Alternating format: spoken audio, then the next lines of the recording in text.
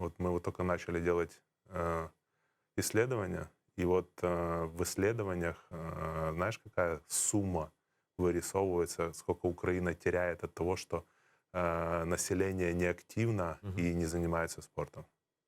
Ну, можешь так примерно сказать. Ну, я думаю, что миллиард примерно долларов. Нет? 7 миллиардов Долларов в долларов год.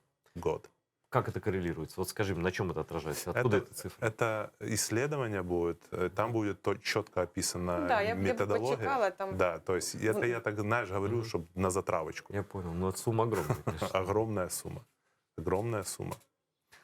И я же тебе говорю, хотя бы из этих 7 миллиардов там, выделяли миллиард, да хотя бы какой миллиард, 500 там, миллионов долларов на развитие инфраструктуры, на Мгм. то, чтобы люди занимались спортом, активностями разными, то тогда бы было бы совершенно другое и население по качеству, оно было бы и здоровее, и ментально более здоровое. И, Ну, це починається з того, що, наприклад, України там на першому місці серцево-судинні да, захворювання.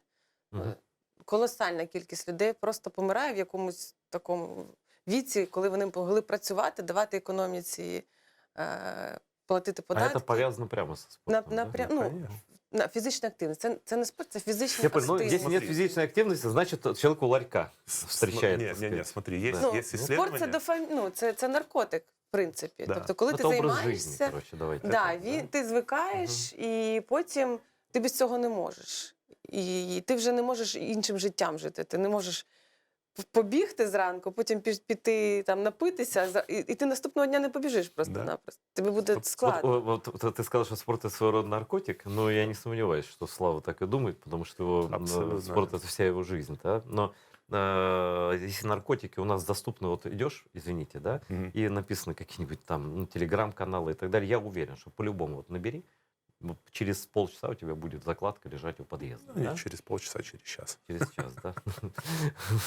Вот, короче говоря, а чтобы было вот такой же доступный наркотик спорт, да, это должна быть баскетбольная площадка через двор. Пешая доступность. Да, Есть причем такая концепция пешая доступность инфраструктуры. То есть неважно, там это турник, площадка или же какой-то мультифункциональный комплекс. То есть человек мимо идет, он все равно это затягивает. Все равно, если есть баскетбольная площадка, там образуется сообщество, которое будет там играть в любом случае. Я бы не сказал, тут комплексное должно быть решение. Вот некоторые страны столкнулись с тем, что они понастраивали спортивную инфраструктуру, а там некому заниматься.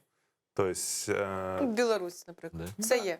Все є. Все Але є. немає такого якогось шаленого, як там в Фінляндії, да. попиту на спортивну інфраструктуру. А в чем причина, кроме тоталитарного режима? Ну, во-первых, должна быть пропаганда здорового образа жизни. И должны быть, ну вот, например, если ты даже хочешь заниматься каким-то видом спорта, то ты должен куда-то прийти, тебе должен быть человек, который, по крайней мере, рассказал тебе об этом виде спорта и показал, как это может делать. Ну, там, ясно, это ты не будешь профессионалом, но, по крайней мере, ты будешь понимать правила и будешь знать, как в эту игру играть.